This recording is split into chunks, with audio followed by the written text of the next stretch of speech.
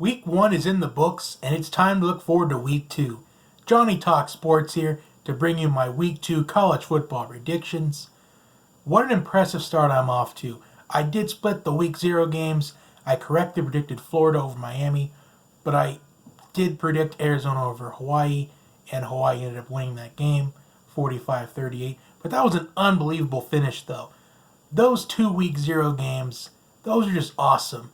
And Week 1, 8-2 overall, and to add a bonus, Nebraska did win, which I predicted. So 9-2 in Week 1, adding it to Week 0's 1-1, 10-3 to begin the season, and some bonus things. I predicted Auburn to beat Oregon by 6, and Auburn beat Oregon by 6. And I said it'd be a classic. It was a classic. It's probably going to end up being one of, if not the best game of the season. And I also predicted Nebraska wouldn't cover the 36-point spread. So lots of bonuses. I'm off to a hot start in my predictions this season. And also I won my opening fantasy college football matchup by literally 0.3 of a point. So fingers crossed for no stat corrections to go against me. So I am just off to a good start, and I'm looking forward to Week 2. I'm hoping that this momentum just completely carries me through next week. So let's get into it. We're going to begin with the Cincinnati Bearcats and the number 5 Ohio State Buckeyes. And I'm not exactly sure how these AP rankings are going to pan out tomorrow, because I'm recording this about a half hour after the Notre Dame and Louisville game. So I have down that Ohio State's number 5. And I think this is going to be a pretty good matchup. Although I do think Ohio State will win this game, I think Cincinnati may be able to challenge Ohio State a little bit. Because Ohio State, they did get off to a hot start with Justin Fields at quarterback, jumping out to a 20-0 lead. But Ohio State, they just seem to take their foot off the gas in the later portions of the game. Florida Atlantic outscored Ohio State in the final 3 quarters. So that's really something Ohio State's going to have to address in this game. And hopefully Ohio State doesn't do that again this week. But I do have the Buckeyes winning this game. Although Cincinnati, I could see them challenging Ohio State for maybe a quarter or two. But I think the Buckeyes, I think they're going to learn from Week 1. I think they're going to learn to keep the foot on the gas. I think Ohio State picks up a 20-point victory. Number 22, Syracuse versus Maryland. Now this is one that could go either way for me. In fact, a lot of these games that I have this week can go either way. And this is one of them. So Syracuse is number 22 in the country at this point. And Maryland could be a team that could surprise some people. They can pull off an upset or two at some point this season. So the Terrapins, they put up 79 points on Howard in Week 1. Yes, it's Howard, but putting up 79 points in a game is pretty impressive. And Syracuse, they shut out Liberty 24-0 with Hugh Freeze coaching on a hospital bed. But I think this is going to be an upset here. I think Maryland is going to pull off the upset against Syracuse, which I wouldn't know if this is technically an upset, because I saw that on the probability on ESPN that Maryland has about a 64 to 67% chance to win this game. But Syracuse, I think, at this point is a 2.5-point favorite. So I'm picking the Terrapins to pull off the upset against the Syracuse Orange, because I think Maryland's got some speed amongst their offense, and I think it's going to be pretty lethal for Syracuse to stop on Saturday. Next, we have Vanderbilt and Purdue. We got the Commodores and the Boilermakers. Both these teams are looking to recover from a Week 1 defeat. Vanderbilt, they played the number 3 team in the country, Georgia, which their running game Georgia's running game just completely moved the ball at will against Vanderbilt. And Purdue, I think, beat themselves, because they lost to a Nevada team, which Purdue had a pretty sizable lead against the Wolfpack, but they just allowed Nevada to get back into the game, and ultimately they turned the ball over. at a late and critical time in the game, which set up a game-winning 56-yard field goal for Nevada. But I think Purdue is going to recover. I think Purdue will be the team because this Purdue team is nearly the exact same thing as it was last year. Purdue started off the season 0-3, but those 3 losses were pretty close. And I think Purdue, they're going to look back and they're going to look at what could have been, and I think they're going to play the chip on their shoulder. I think Purdue is going to want this more than Vanderbilt. I'm picking the Boilermakers to beat the Commodores. Next, we have number 17 UCF and Florida Atlantic. Florida Atlantic, as I addressed earlier, they outscored Ohio State in the final 3 quarters of their game this past weekend. And UCF, they started off the college football season putting up 62 on Florida A&M. So there is maybe a little bit of quarterback controversy with the Knights. But either way, no matter who the quarterback's going to be, I think UCF will win this game. And depending on if UCF will have this game in the bag at some point in the second half, at least early on in the fourth quarter, maybe pull some starters to get some rest because they do have the Stanford Cardinal in week 3. So I'm picking UCF. Okay, next, this is also another one of those toss-ups. The BYU Cougars and the Tennessee Volunteers. Yes, that's right. This is one of the matchups I'm predicting this week.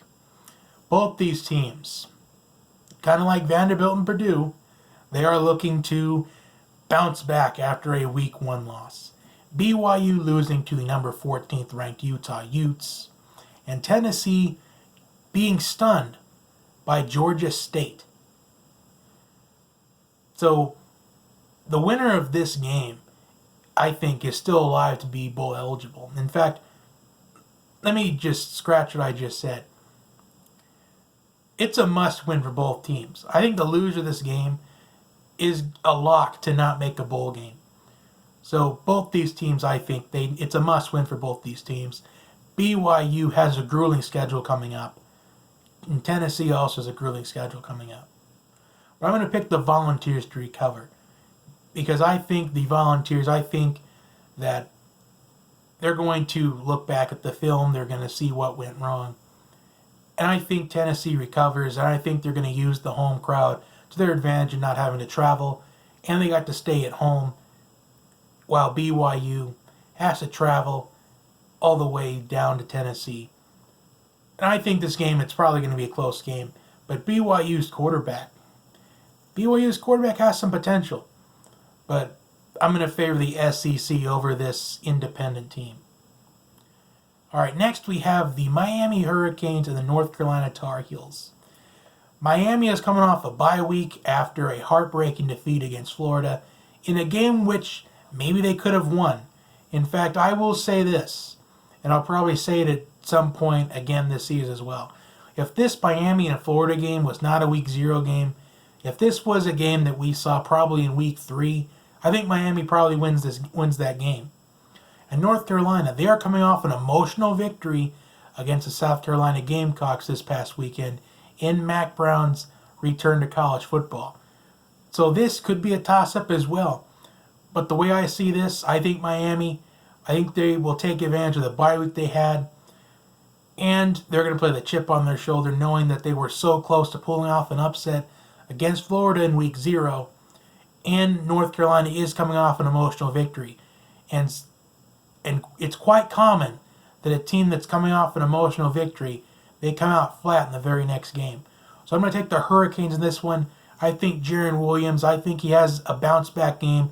I think the Miami offensive line has a bounce-back game because they give up 10 sacks to that Florida defense in that week 0 game.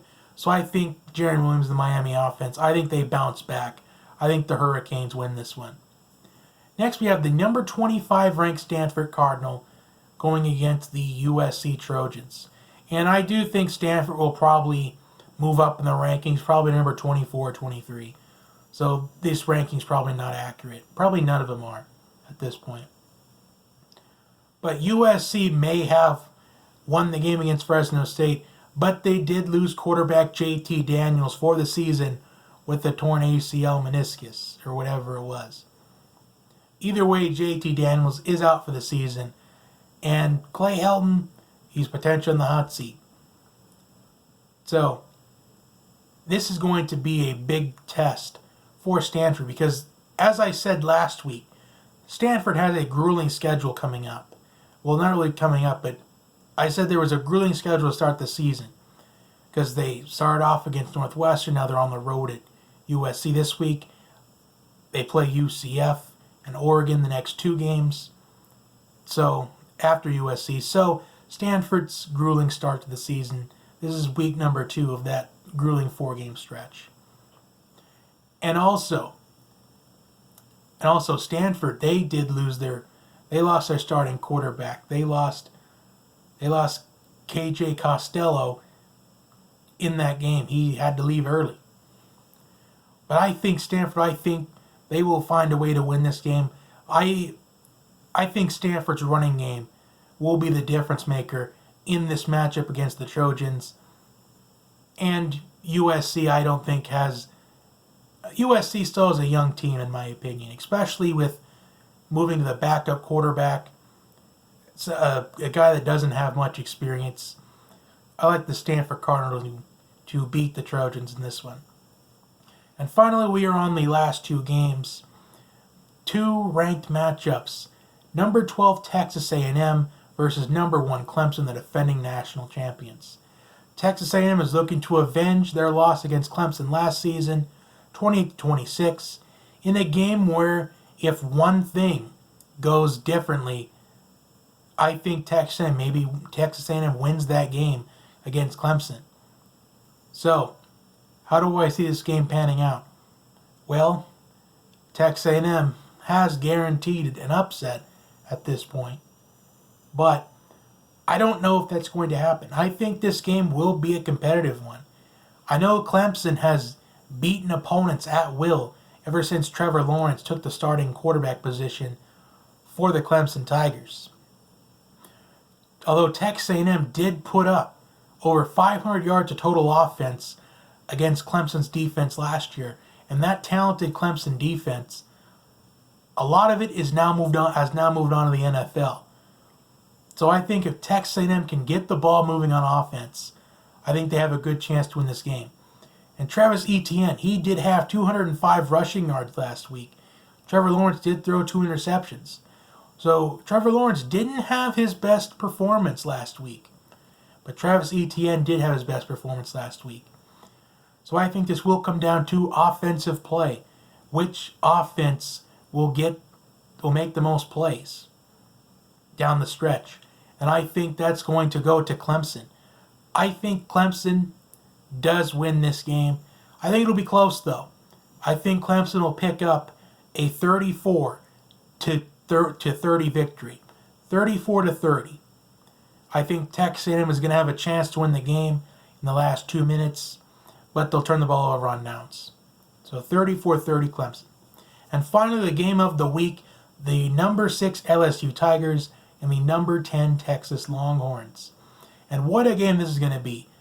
This and the A&M and Clemson game. These 2 games could have a huge impact on the college football playoff. I don't necessarily think it will, because LSU and Texas, they both have tough opponents coming up later in the season. So this could have an implication on the playoff. So the way I see this game is, I think this game is going to be, I think it'll be low scoring. I know I did say that Oregon and Auburn would be a quite low scoring game, but it was kind of around the range that I said it was going to be in, kind of average scoring. But I think this game could be a low scoring game, because Texas is going to be facing adversity because they are depleted at the running game. Joe Burrow did look great against Georgia Southern in week 1, and Sam Ehlinger did look great against Louisiana Tech. So both these teams, they picked up big performances in week 1. So in this showdown, I think the biggest matchup is going to be, the secondary for LSU and the Texas receivers. I think that's going to be the matchup within the matchup. and I'm favoring the LSU secondary over the Texas receivers. Even though Texas did beat Georgia in the Sugar Bowl last year, there's probably two reasons why Texas beat Georgia. One, because Georgia wasn't that motivated, because they felt like they should belong in the college football playoff. And two, DeAndre Baker, their best corner, didn't play in that game. So I think LSU is going to pick up a win over Texas here by a score of 20-17. I think it's going to be a pretty low scoring game, defensive battle all throughout, but then LSU wins it in the trenches. So those are my picks this week. I normally pick 10 games every single week, but there's only 9 here. The 10th game will be the Nebraska Cornhuskers and Colorado Buffaloes. That will be later this week. Like, share, and subscribe. I will see you next time. Have a wonderful night, day, whenever you're watching. See you soon.